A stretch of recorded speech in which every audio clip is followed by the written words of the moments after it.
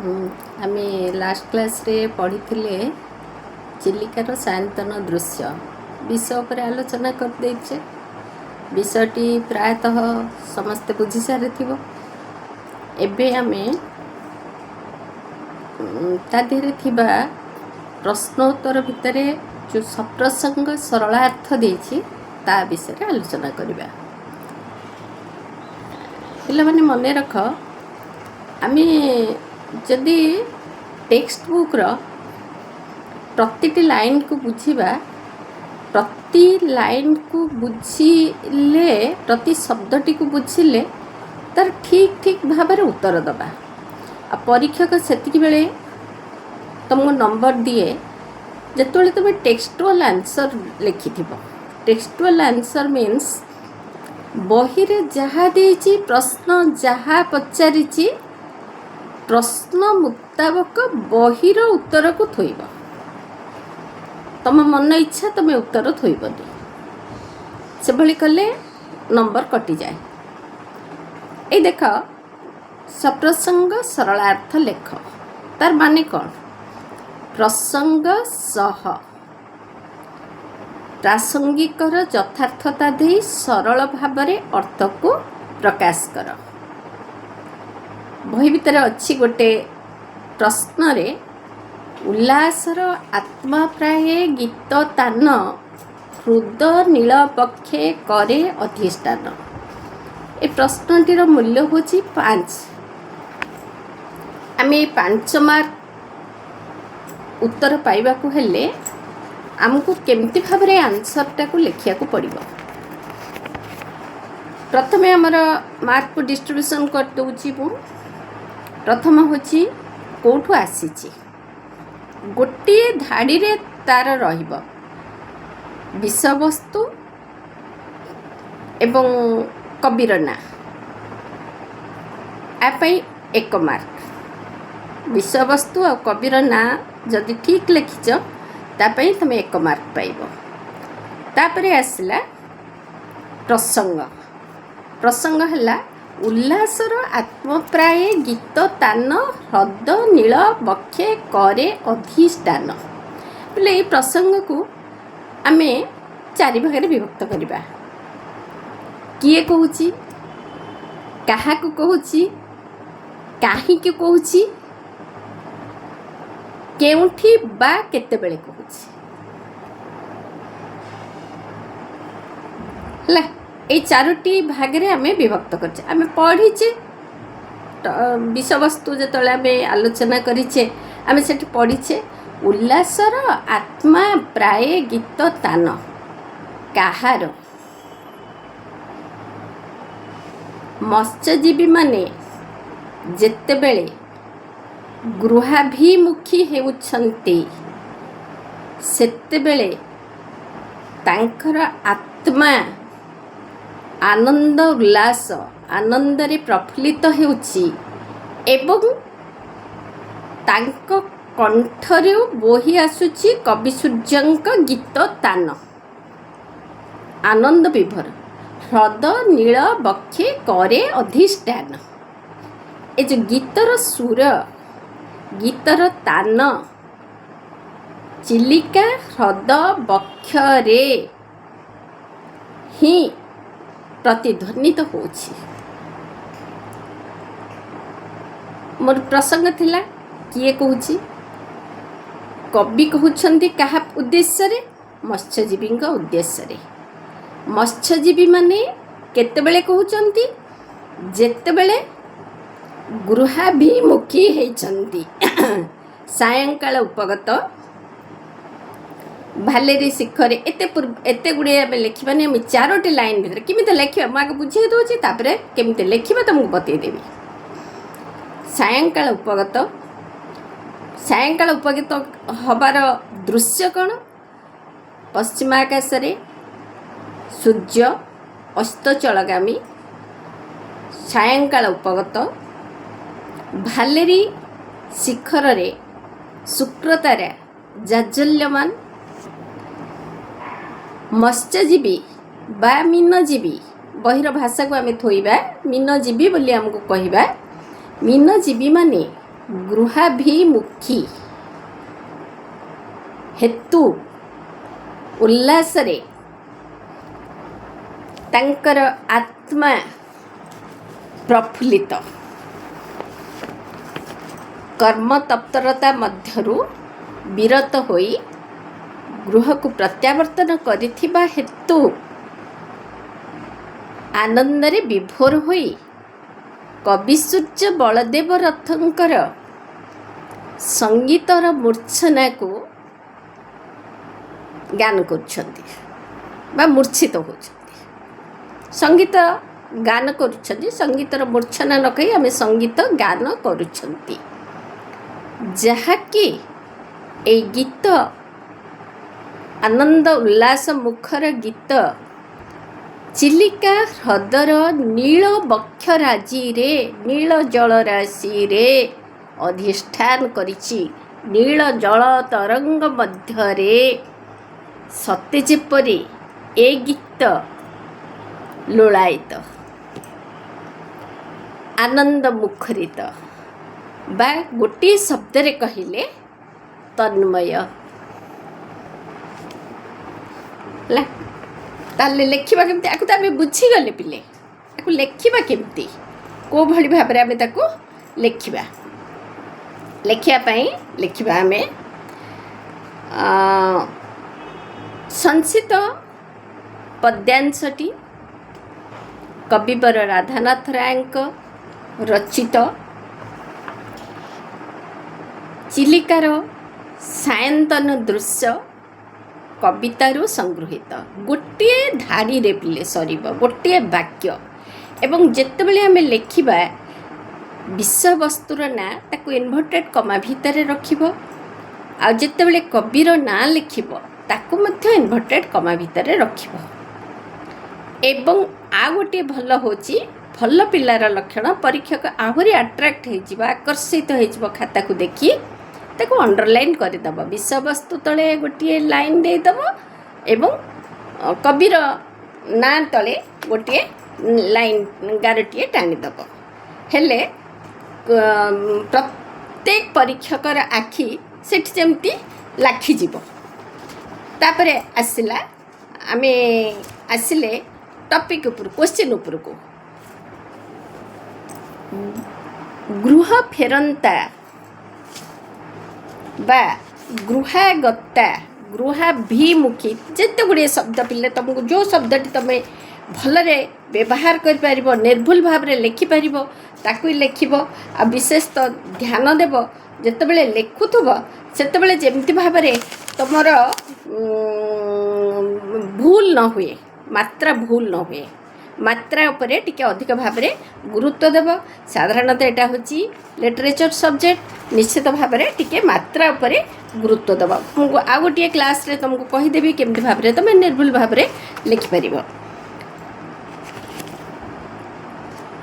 ଗୃହାଭିମୁଖୀ ମତ୍ସ୍ୟଜୀବୀମାନେ କର୍ମ ତପ୍ତର ଜୀବନରୁ ବିରତ ହେବା ଉତ୍ତାରେ ଆନନ୍ଦରେ ଉତ୍ଫୁଲ୍ଲିତ। ଗୋଟିଏ ବାକ୍ୟ।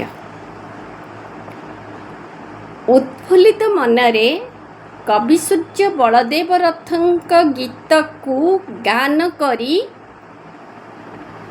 ଗୃହକୁ ପ୍ରତ୍ୟାବର୍ତ୍ତନ କରୁଛନ୍ତି। ଯେଉଁ ଗୀତ ଗାନ କରୁଛନ୍ତି ତାହା ଚିଲିକାର ନୀଳ ଜଳରାଶି, ଚିଲିକା ହ୍ରଦର ନୀଳ ତରଙ୍ଗ ମଧ୍ୟରେ ସତେ ଯେପରି ଲୀନ ହୋଇଯାଉଛି, ସତେ ଯେପରି ଆତ୍ମସ୍ଥ ହୋଇଯାଉଛି। କ'ଣ? ନାବିକ ମୁହଁରୁ ଆନନ୍ଦ ଉତ୍ଫୁଲ୍ଲରେ, ଆନନ୍ଦ ବିଭୋର ଭାବରେ ଗାନ କରୁଥିବା ଗୀତ, ତାହା ହିଁ ଚିଲିକାର ଜଳରାଶିକୁ ତଲ୍ଲୀନ କରିଦେଉଛି। ଚିଲିକାର ଜଳରାଶିରେ ମଜ୍ଜି ଯାଉଛି। ହ୍ରଦ ନୀଳ ବକ୍ଷେ କରେ ଅଧିଷ୍ଠାନ।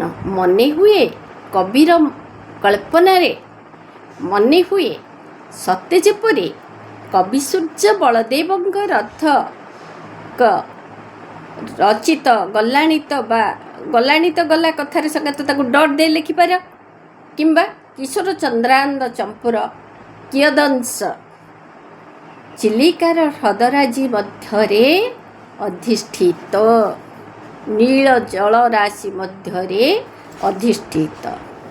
ବେଶ ଭଲ ମାର୍କ ଆସିବ ପିଲେ। ଗୋଟେ ପରୀକ୍ଷକ ନିଶ୍ଚିତ ଭାବରେ ପ୍ରଥମରେ ତୁମକୁ 1 ମାର୍କ ଦେବ କବି ଆଉ କବିତା ପାଇଁ, ତାପରେ ଏଠି ରହିଲା 4 ମାର୍କ। ଏଇ 4 ମାର୍କରୁ ନିଶ୍ଚିତ ତୁମେ ପିଲେ 3 ପାଇଯିବ। କିଏ କହୁଛି ସବୁବେଳେ ପ୍ରତିଟି ସରଳାର୍ଥଟି ଯେତେବେଳେ ତୁମେ ଲେଖିବାକୁ ଯାଉଛ ତାକୁ ଏଇଭଳି ଭାବରେ ମାର୍କ ଡିଷ୍ଟ୍ରିବ୍ୟୁସନ୍ ହୋଇଥାଏ। ପ୍ରଥମ ହେଉଛି କବି ଆଉ କବିତା, ତା ପରବର୍ତ୍ତୀ ପର୍ଯ୍ୟାୟଟି ହେଉଛି କିଏ କହିଛି, କାହାକୁ କହିଛି, କାହିଁକି କହିଛି, କେତେବେଳେ କହିଛି। ଏ 4ଟି ପାଇଁ ପ୍ରତିଟି ପାଇଁ ଗୋଟିଏ ଗୋଟିଏ ନମ୍ବର ଯଦି ଆମେ କରିଦେବା ତାହେଲେ ଆମେ ନିଶ୍ଚିତ ଭାବରେ ଏଠୁ ପିଲେ 4 ମାର୍କ 5ରୁ 4 ପାଇଯିବା, ଯାହାକି ତୁମକୁ ପିଲେ ସ୍କୋର କରିବା ପାଇଁ ବହୁତ ସହଜ। ସାମାନ୍ୟ ଟିକେ ପରିଶ୍ରମ କଲେ ତୁମେ ଏଠି 90 ଏଭବ୍ ରଖିବ, 90% ଏଭବ୍ ମାର୍କ ରଖିବ। ଯଦି ତୁମେ ଟପିକ୍ଟିକୁ ଭଲ ଭାବରେ ବୁଝିଲ, ବିଶେଷତଃ ଗଦ୍ୟ ଅପେକ୍ଷା ତୁମକୁ ପଦ୍ୟ ଗୁଡ଼ିକ ଲେଖିବାକୁ ଟିକେ କଷ୍ଟ ହୁଏ, ତେଣୁ ପଦ୍ୟ ଗୁଡ଼ିକ ଲେଖିଲା ବେଳେ, ପଦ୍ୟ ଗୁଡ଼ିକ ପଢ଼େଇଲା ବେଳେ, ଶୁଣିଲା ବେଳେ ତାକୁ ପ୍ରତିଟି ଲାଇନ୍ ପ୍ରତିଟି ଶବ୍ଦକୁ ଯଦି ତୁମେ ଆତ୍ମସ୍ଥ କରିଛ, ଯଦି ଭଲରେ ବୁଝିଛ, ତାହେଲେ ବୋଧ ହୁଏ ତୁମକୁ ଆଉ କିଛି ଅବୁଝା ରହିବ ନାହିଁ। ଦ୍ୱିତୀୟ ପ୍ରଶ୍ନଟିକୁ ଦେଖ। ଦ୍ୱିତୀୟ ପ୍ରଶ୍ନଟି ହେଉଛି ପାପ ଗର୍ତ୍ତେ ଯେହ୍ନେ ପଡ଼ଇ ଅଜ୍ଞାନ, ତରି ଗର୍ଭେ ମିନେ ଦେଇ ଦେବେ ପ୍ରାଣ। ପିଲେ ଦେଖ, ଆଉ ଗୋଟେ ଜିନିଷ, ପ୍ରତିଟି ପିଲାମାନେ ତୁମମାନଙ୍କର ଟିକେ ଧୈର୍ଯ୍ୟ ନଥାଏ ଟୋଟାଲ ବିଷୟବସ୍ତୁଟିକୁ ଭଲ ଭାବରେ ପଢ଼ିବା ପାଇଁ। ତୁମେ ଯେତେବେଳେ ସର୍ଟ କ୍ୱେଶ୍ଚିନ୍ ପାଇଁ ପ୍ରିପେୟାର ହେଉଛ, ସର୍ଟ କ୍ୱେଶ୍ଚିନ୍ ଆନ୍ସର୍ ଲେଖୁଛ, ପ୍ରତିଟି ଲାଇନ୍କୁ ଯଦି ତୁମେ ପଢ଼ି ପଢ଼ିକି ଆନ୍ସର୍ ବହି ଭିତରୁ କାଢ଼ିକି କରିବ, ତୁମକୁ ଯେତେବେଳେ ସରଳାର୍ଥ ଲେଖିବ ଆଉ ସେତେବେଳେ କିଛି ଅସୁବିଧା ହେବ ନାହିଁ। ଦେଖ, ଏଇଟା ପାପ ଗର୍ତ୍ତେ ଯେହ୍ନେ ପଡ଼ଇ ଅଜ୍ଞାନ, ତରି ଗର୍ଭେ ମିନେ ଡେଇଁ ଦେବେ ପ୍ରାଣ। ଏ ପ୍ରସଙ୍ଗଟି କିଏ କହିଛି, କାହାକୁ କହିଛି, କେତେବେଳେ କହିଛି, କାହିଁକି କହିଛି। ଠିକ୍ ସେଇଭଳି ଭାବରେ ଆମେ ଲେଖିବା। ମୁଁ ବୁଝେଇ ଦେଉଛି, ତାପରେ ଲେଖିବାର ତରିକା କହିବି। ପାପ ଗର୍ତ୍ତେ ଯେହ୍ନେ ପଡ଼ଇ ଅଜ୍ଞାନ, ବେଶ ଭଲ ଭାବରେ ବୁଝିପାରୁଛ। ଅଜ୍ଞାନ ଯେଭଳି ଭାବରେ ପାପ ଗାତରେ ପଡ଼େ। କେଉଁ ଅଜ୍ଞାନ, କିଏ ସେ ଅଜ୍ଞାନ, ନିଜ ଭିତରେ ପ୍ରଶ୍ନ କର। ତରି ଗର୍ଭେ ମିନ ଡେଇଁ ଦେବେ ପ୍ରାଣ। ଆମେ ତା ପୂର୍ବରୁ ଆମେ ପଢ଼ିଛେ, ତା ପୂର୍ବ ଆଗରୁ ପଢ଼ିଛେ। ମିନ ଆକର୍ଷଣ ଆସେ ପୋତ ପାଳ, ତରଣୀରେ ଜାଳି ଦେଲାଣି ମଶାଲ, ଭବେ ପାପ ମୂର୍ତ୍ତି ପରି ଅଟଇ ସେ, ସ୍ପର୍ଶ ମାରାତ୍ମକ ରୂପେ ରମ୍ୟ ଦିଶେ। ତରଣୀରେ ମଶାଲ ବର୍ତ୍ତିକା ଜଳେଇ ସନ୍ଧ୍ୟା ଉପଗତ ହୋଇଥିବା ହେତୁ ମତ୍ସ୍ୟଜୀବୀ ତରଣୀରେ ଆଲୋକ ବର୍ତ୍ତିକା ଜଳଉଛି, ଆଲୋକର ଦୀପ ମଶାଲ ଜଳଉଛି। କାହିଁକି, ଯେଭଳି ଭାବରେ ମାଛ ତରଣୀରେ ଜାଲି ଦେଲାଣି ମଶାଲ, ଭବେ ପାପ ମୂର୍ତ୍ତି ପରି ଅଟଇ ସେ, ସ୍ପର୍ଶେ ମାରାତ୍ମକ ରୂପ ରମ୍ୟ ଦିଶେ। ତା ପୂର୍ବରୁ ମିନ ଆକର୍ଷଣ ଆସେ ପୋତପାଳ। ଏଇ ପୋତପାଳ ମାନେ ପୋତକୁ ଯେ ପାଳନ କରେ, ଅର୍ଥାତ୍ ନାବିକ। ପୋତ ମାନେ ନାବିକ, ନୌକା। ପାଳ ତାକୁ ଯିଏ ପାଳନ କରେ ସେ ହେଲା ନାବିକ, ନୌକାକୁ ଯିଏ ପାଳନ କରେ ସେ ହେଲା ନାବିକ। ଏଇ ନାବିକମାନେ କାହିଁକି ଯାଇଥାନ୍ତି ଜଳ ଭିତରକୁ, ହ୍ରଦ ଭିତରକୁ? ମିନ ଆକର୍ଷଣ, ମାଛ ଧରିବା ପାଇଁ। ଏବଂ ଆମେ ତାଙ୍କୁ ପ୍ରଥମରୁ କହିଛେ ସେମାନେ ହେଉଛନ୍ତି ମୀନଜୀବୀ। এই ମୀନଜୀବୀମାନେ ମୀନ ଆକର୍ଷଣ ପାଇଁ, ମାଛ ଧରିବା ପାଇଁ ଏକ ପ୍ରକାରର ଅବଲମ୍ବନକୁ ଆପଣେଇଥାନ୍ତି। ସେ ଅବଲମ୍ବନଟି ହେଉଛି କ'ଣ? ନୌକାରେ ଆଲୋକ ବର୍ତ୍ତିକା, ଆଲୋକର ଶିଖା ବା ପ୍ରଜ୍ୱଳିତ ଅଗ୍ନି ଶିଖା, ଯେଉଁ ଶବ୍ଦକୁ ତୁମେ ବ୍ୟବହାର କରିପାରିବ। ପ୍ରଜ୍ୱଳିତ ଅଗ୍ନିଶିଖା, ପ୍ରଜ୍ୱଳିତ ଆଲୋକ ବର୍ତ୍ତିକାଟିଏ ଜଳାଇ ମୀନକୁ ଆକର୍ଷିତ କରିବା ପାଇଁ, ମାଛଟିଏ ଆଲୁଅ ଦେଖିଲେ ତରଣୀ को ଡେଇଁ ପଡ଼େ, ନୌକାକୁ ଡେଇଁ ପଡ଼େ, ଆଲୋକକୁ ଦେଖି ସେ ଡେଇଁ ପଡ଼େ। କିଭଳି ଭାବରେ? ଠିକ୍ ଯେଉଁଭଳି ଭାବରେ ଅଜ୍ଞାନବଶତଃ ମଣିଷ ପାପକୁ ଲମ୍ପ ପ୍ରଦାନ କରେ, ଇନ୍ଦ୍ରିୟର ବଶଭୂତ ହୋଇ ଲୋଭ ମୋହର ଆକର୍ଷଣ ଆସେ। ଠିକ୍ ସେଇଭଳି ମିନଟି, ମିନ କ'ଣ ଜାଣିଛେ ଏ ଆଲୋକ କି ପ୍ରକାର ଆଲୋକ ତାକୁ ଜଣା ନାହିଁ, କିନ୍ତୁ ସେ ଆଲୋକକୁ ଦେଖି ଆଲୋକ ଉପରକୁ ଡିଆଁଟିଏ ମାରେ, ଯେଉଁଥିରେ କି ସେ ମତ୍ସ୍ୟଜୀବୀର ନୌକାର ଶିକାର ହୁଏ। ଅନୁରୂପ ଭାବରେ କବି ଏଠି କହିଛନ୍ତି, ଟିକିଏ କବି ଏଠି ଦାର୍ଶନିକର ଦୃଷ୍ଟିକୋଣ ନେଇ କହିଛନ୍ତି, ଏକ ପ୍ରବଣତା ଭିତରକୁ ଠେଲି ହୋଇଯାଇଛନ୍ତି ଯେ ଭବେ ପାପ ମୂର୍ତ୍ତି ପରି ଅଟଇ ସେ। ପୃଥିବୀର ଏ ସଂସାରର ଏ ଭବ ଭୂମିର ଏ ପାରାବାରର ଏଇ ଯେଉଁ ବିରାଟ ପାରାବାର, ଏଇ ଯେଉଁ ଭବ ସମୁଦ୍ର ଆମର ଅଛି, ଆମେ ଏଠି ପ୍ରତିଟି ମଣିଷ ଗୋଟିଏ ଗୋଟିଏ ଆମେ ମୀନ, ଆମେ ମଧ୍ୟ ସେଇଭଳି ଇନ୍ଦ୍ରିୟର ବଶତା ସ୍ୱୀକାର କରି, ଆମେ ଜିତେନ୍ଦ୍ରିୟ ନୁହେଁ, ଆମେ ଇନ୍ଦ୍ରିୟର ବଶତା ସ୍ୱୀକାର କରି ଅଜ୍ଞାନବଶତଃ ଆମେ ଲୋଭ ମୋହର ଆକର୍ଷଣରେ, ଅଜ୍ଞାନତା ହେତୁ ଆମେ ଲୋଭ ମୋହର ଆକର୍ଷଣରେ ପାପର ଗାତ ଭିତରକୁ, ପାପର ଅନ୍ଧକାର ଭିତରକୁ କ୍ରମଶଃ ପଶିଗଲା ପରି ଏ ତରି ଗର୍ଭେ ମିନେ ଡେଇଁ ଦେବେ ପ୍ରାଣ। ଯେତେବେଳେ ମିନଟି ନୌକା ଭିତରକୁ ତରି ଗର୍ଭକୁ ଡେଇଁ ପଡ଼େ, ସେତେବେଳେ ତାର ପ୍ରାଣଟି ଚାଲିଯାଏ। ଅନୁରୂପ ଭାବରେ ମଣିଷ ମଧ୍ୟ ସେଇ ଭବସାଗର ଭିତରେ ପ୍ରବେଶ କରେ, ଯେତେବେଳେ ଇନ୍ଦ୍ରିୟର ବଶବର୍ତ୍ତୀ ହୋଇ ଲୋଭ ମୋହ ଏବଂ ଆସକ୍ତି ଏସବୁର ବଶବର୍ତ୍ତୀ ହୋଇ ଇନ୍ଦ୍ରିୟାସକ୍ତ ହୋଇ ଯେତେବେଳେ ମଣିଷ ଏ ଅଜ୍ଞାନବଶତଃ ଭବ ସମୁଦ୍ର ଭିତରେ ଲମ୍ଫ ପ୍ରଦାନ କରେ, ସେତେବେଳେ ସେ ମଧ୍ୟ ସେ ମୃତ୍ୟୁକୁ, କରାଳ ମୃତ୍ୟୁକୁ ମଧ୍ୟ ଅଚିରେ ଭେଟିଥାଏ। ତାପରେ ଦେଖ ଆଉ ଗୋଟିଏ ଅଛି, ପ୍ରତିବିମ୍ବ ରାଜି ଦୀପ ଶୈଳ ତଳେ ସ୍ପଷ୍ଟାକାରେ ଶୋଭେ ହ୍ରଦ ଅନ୍ତଃସ୍ଥଳୀ। ଏଠି ପିଲେ ଠିକ୍ ସେଇଭଳି ଭାବରେ ଆମେ ତାକୁ ବୁଝା ଆଗ ଥରେ, ତାପରେ ଆମେ ଲେଖିବାର ଉପାୟ କହିବା। ପ୍ରତିବିମ୍ବ ରାଜି ଦୀପ ଶୈଳ ତଳେ, ପ୍ରତିବିମ୍ବ ରାଜି ସେଇଭଳି ଭାବରେ ଆମେ ତାକୁ ଲେଖିବା। ସଂସିତ କାବ୍ୟାଂଶଟି କେତେବେଳେ ପିଲେ ଲେଖିବ ଉଦ୍ଧୃତ ପଦ୍ୟାଂଶ ବା ସଂସିତ କାବ୍ୟାଂଶଟି। କବିବର ରାଧାନାଥ ରାୟ, ଯେତେବେଳେ ପିଲେ ଏଠି ଆମେ ପ୍ରକୃତିର କଥାକୁ ଲେଖୁଛେ, ଟିକିଏ ଆମେ ପରିବର୍ତ୍ତନ କରିବା। ପ୍ରକୃତି କବି ରାଧାନାଥ ରାୟଙ୍କ ଖଣ୍ଡକାବ୍ୟ ଚିଲିକାର ଅଂଶବିଶେଷ, ଚିଲିକାର ସାୟନ୍ତନ ଦୃଶ୍ୟରୁ ସଂଗୃହୀତ। ପ୍ରକୃତିବାଦୀ କବି ଚିଲିକାର ହ୍ରଦରେ ପ୍ରତିବିମ୍ବ ଭାବରେ ପ୍ରତିଭାତ ହେଉଛି ଦ୍ୱୀପ ପର୍ବତରାଜି। କେଉଁ ପ୍ରତିଫଳନରେ, କାହାର କେଉଁ ଆଲୋକରେ ପ୍ରତିଫଳିତ ହେଉଛି? ଜ୍ୟୋତ୍ସ୍ନା ବିଧୌତ ରଜନୀରେ, ଶୁଭ୍ର ଜ୍ୟୋତ୍ସ୍ନା ଆଲୋକରେ ଚିଲିକା ନିକଟସ୍ଥ ଦ୍ୱୀପ ଏବଂ ଶୈଳରାଜି ଗୁଡ଼ିକ ଚିଲିକା ହ୍ରଦରେ ପ୍ରତିଫଳିତ ହେଉଛି। ତାର ପ୍ରତିବିମ୍ବ ଗୁଡ଼ିକ ପଡ଼ିଥିବା ହେତୁ ସ୍ପଷ୍ଟାକାରେ ଶୋଭେ ହ୍ରଦ ଅନ୍ତଃସ୍ଥଳେ, ସ୍ପଷ୍ଟ ଭାବରେ ହ୍ରଦର ଅନ୍ତଃସ୍ଥଳରେ, ମଧ୍ୟଭାଗରେ, ହ୍ରଦର ମଧ୍ୟଭାଗରେ, ହ୍ରଦର ହୃଦୟ ମଧ୍ୟରେ ଶୋଭା ପାଉଛି এই ପ୍ରତିବିମ୍ବରାଜି ଦ୍ୱୀପ ଆଉ ଶୈଳ ଗୁଡ଼ିକ। ହେଇଗଲା। ତାପରେ ଦେଖ, କଳି ଉପଦ୍ରବେ ତେଜି ଲୋକାଳୟ, ଶାନ୍ତି କି ଏ ସ୍ଥଳେ ଭଜିଲେ ଆଶ୍ରୟ। ଠିକ୍ ସେଭଳି ଭାବରେ ତାକୁ ପିଲେ ଆମେ ଲେଖିବା।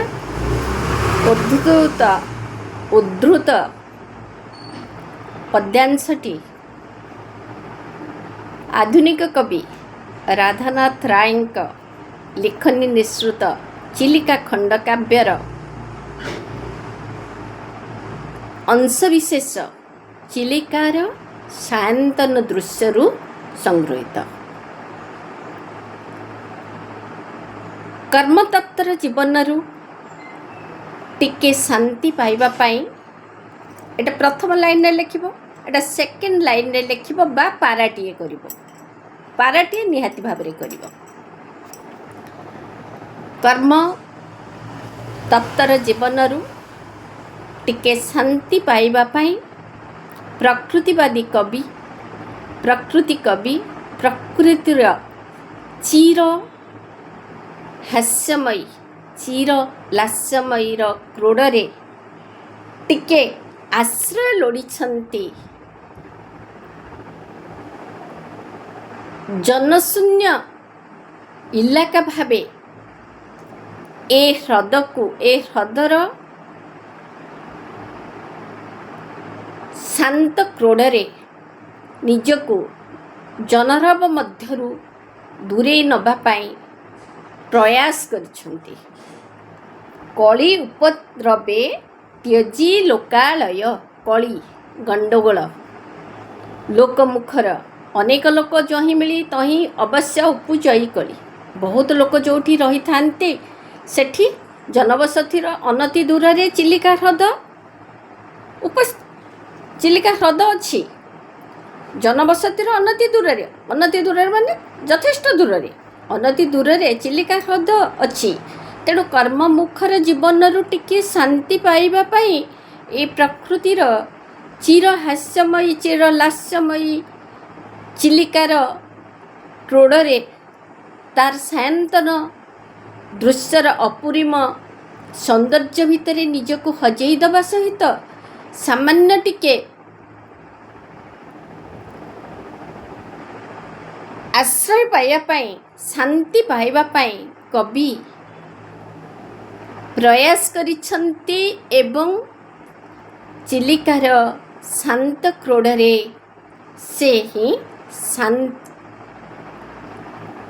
शांतिर निश्वासटीए मारिछंती जोथिपाई से बारंबार कहिछंती जे शांति की ए स्थले भजिले आश्रय शांति देवी सते कण आश्रय नबा पाई तोर ए अफुरंत सौंदर्यर गंताघर एई रत्न संफुटे चिलिकार ह्रदबक्षरे शांति देवी शांति विराजमान अछंती जोथिपाई तोर शांत क्रोड़े मुटिके शांति रे निश्वास नेबी कबीर कल्पना कबीर विश्वास ए होची एक प्रकृतिवादी कबीर अभिप्सा चारि लाइन जदि तुम लिखिदेव खुशी रे 5 रु 4 पाइज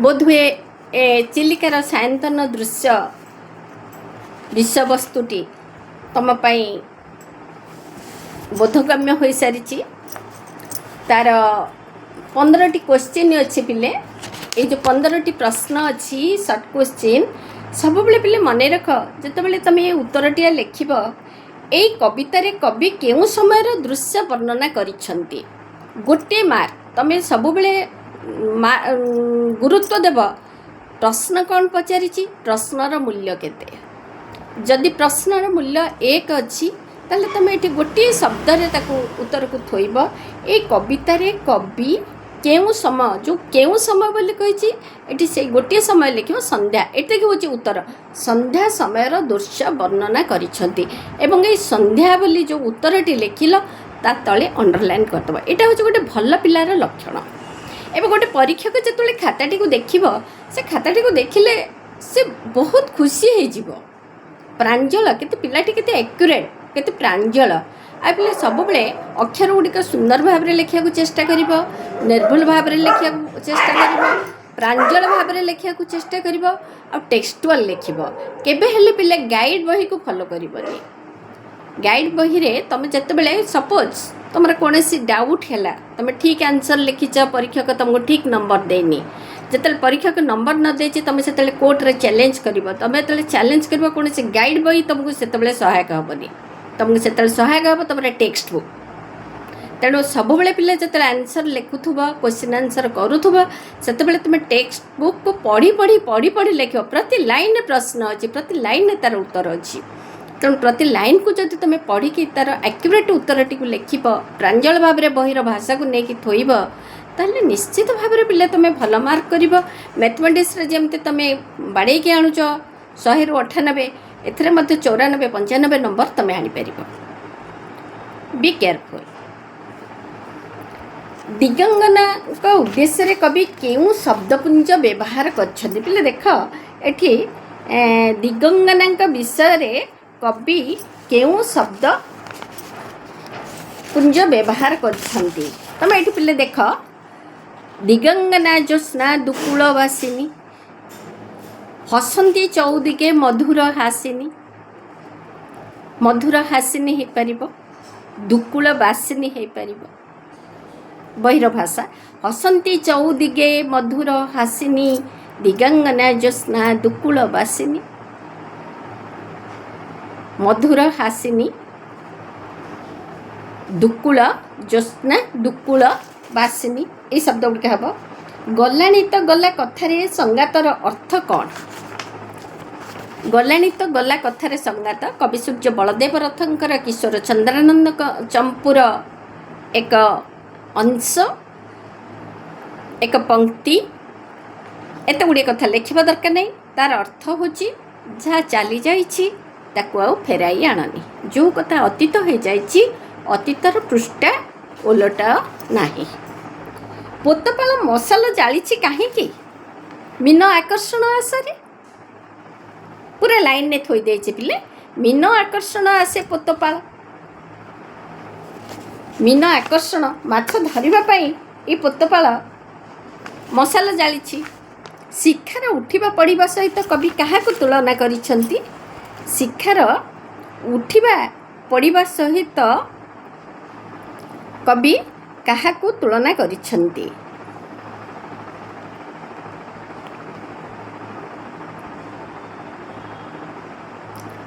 एठी पिले देख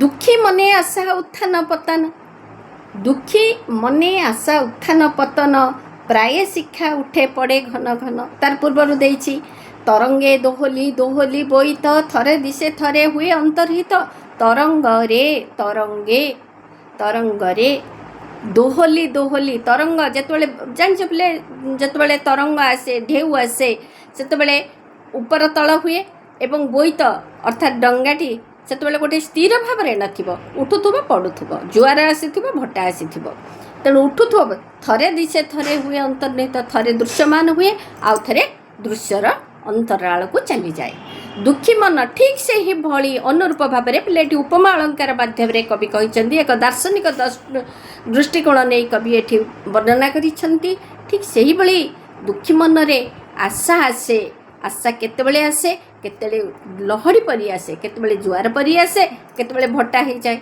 अर्थात केतेबेले उठी जाए केतेबेले पड़ी जाए प्राय शिक्षा उठे एवं से भली भाव में शिक्षा को शिक्षा नाविकर मत्स्य धरिबाई बा पोतपाल पिले ये नाविक कहले तुम्हें हुए तो भूली जीव ये पोतपाल पोतपाल जो तरणी रे मशाल जाली देछि से मशालटी ठीक तार शिक्षाटी केतेबेले प्रज्वलित होछि केतेबेले निर्वापित तार विपरीत शब्द निर्वापित केतेबेले प्रज्वलित होछि अधिक भाव में जली जाउछि पवन बाजुछि तेणु केतेबेले अधिक भाव में प्रज्वलित होछि तो आउ केतेबेले ताहा निर्वापित हो जाउछि ता परवर्ती प्रश्न देख केउं दृश्य को कवि पारद धौत बोली वर्णना करिसेंती केउं दृश्यटी को कवि पारद धौत बोली वर्णना करिसेंती जल स्थल नभ ज्योत्स्ना परिप्लुत सृष्टि दिशे जेने पारद धौत जल स्थल नभ पानी माटी नभ आकाश समग्र रे चंद्र किरण विच्छुरित हो पड़ी ज्योत्स्ना आलोक चतुर्दिगरे जल स्थल आकाश प्रत्येक ठारे प्लावित ज्योत्स्ना विधौत गोटे शब्द पे मु कहले ठीक हम ज्योत्स्ना विधौत रजनी रे आकाश जल स्थल समस्ते निमग्न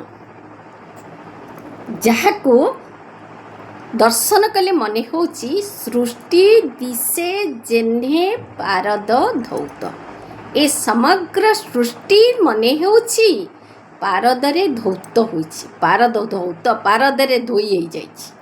पारद जेभଳି भाବରେ शुभ्र अनुरूप भाବରେ ए ज्योत्स्नालोक चंद्रालोक सेई भଳି शुभ्र तार शुभ्रतारे समग्र जल स्थल नभ परिप्लावित आच्छादित ज्योत्स्नाच्छादित ज्योत्स्नालोकरे गोटे शब्दरे पिले हब ज्योत्स्नालोकरे आच्छादित समग्र जल स्थल नभ।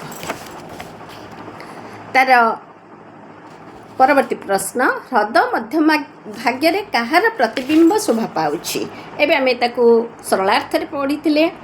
प्रतिबिंब राजी द्वीप द्वीप प्ले एठी समचारित शब्द द्वीप दरे बफला दीर्घिकार द्वीप ह्रद मध्यरे थिबा स्थल भाग को द्वीप कहा जाय। द्वीप शैल द्वीप उपरे पड़िछि कहार जल मध्यरे किछि स्थल भाग ता उपरे पड़िछि शैल पर्वतराजी एवं पानी रे पर्वतराजीर छाया प्रतिबिंबराजी द्वीप शैल तले। प्रश्न आसिला आमर कौन ह्रद मध्य कहार प्रतिबिंब शोभा पाउछि। शैलराजीर प्रतिबिंब शोभा पाउछि। तार परवर्ती प्रश्न आसिला छाया मिश्रित आलोक वनस्थलीर दृश्य को कहा रूप सहित तुलना करा जाइछि। दिशन्ति विशद गिरी वन नासी स्निग्ध तरुपत्रे मसृण उपले जक जक होई ज्योत्स्ना प्रतिफले सर्पे चित्र चंद्र चूड़ तनु भली छाया मिश्र करे शोभे वनस्थली। सर्प चित्र ये जो स्निग्ध तरुपत्र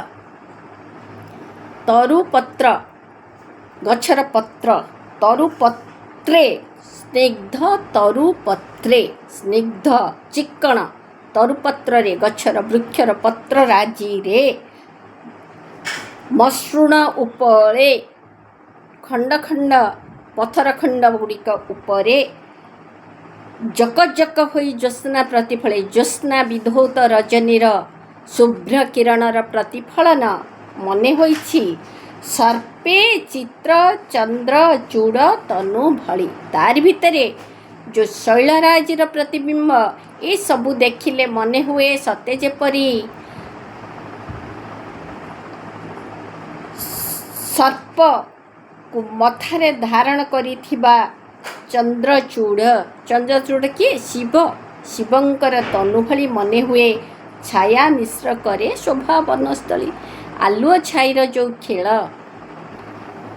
ज्योत्स्ना आलोकर जो खेल शुभ्र ज्योत्स्नाराजीर जो परिप्रकाश ता मन होइछि सते जेपरि ए वनराजी रे सेई सदानंद शिव जे कि आविर्भाव होइछन्ति मस्तकरे सर्प आउ चंद्र को धारण करे। से भाषा को लेख सर्पे चित्र सर्प परिका चित्र एवं चंद्रचूड़ मस्तकरे चंद्र को धारण करिबा परि प्रतीयमान हुए। निशिथिनीर प्रभाव को किए प्रचार करुछि। निशिथिनी माने गभीर रात्रि दूर झर नाद झिंकारी झंकार अदूर रे प्रवाहित होथुबा कुलुकुलु नदिनी झरणा एवं झिंकारीर स्वर दूर झरनाद झिंकारी झंकार करे निशिथिनी प्रभाव प्रचार। निशिथिनी गभीर रात्रिर आगत बोली प्रचार करुछि। अनति दूर रे कुलुकुलु नादरे प्रभावित होथुबा झरणा एवं झिनझिन तानरे झिंकारीर स्वर। बहिर भाषा सबू ही लेखिले पूरा बढ़िया भाव रे नंबर मिलिबो। सरीगला जे टॉपिकटा सरलार्थ को आमे कले प्रांजल भाव रे विषय को बुझिले प्रश्न उत्तर भी कले ଆଉ ତାକୁ ବୁଝି ପ୍ରଶ୍ନୋତ୍ତର ଲେଖିବା ଅଭ୍ୟାସ କରିବା ହେଉଛି ତୁମ ଦାୟିତ୍ୱ। ତାପରେ ଆମେ ନେକ୍ସଟ ଟପିକ୍ ପଢ଼ିବା।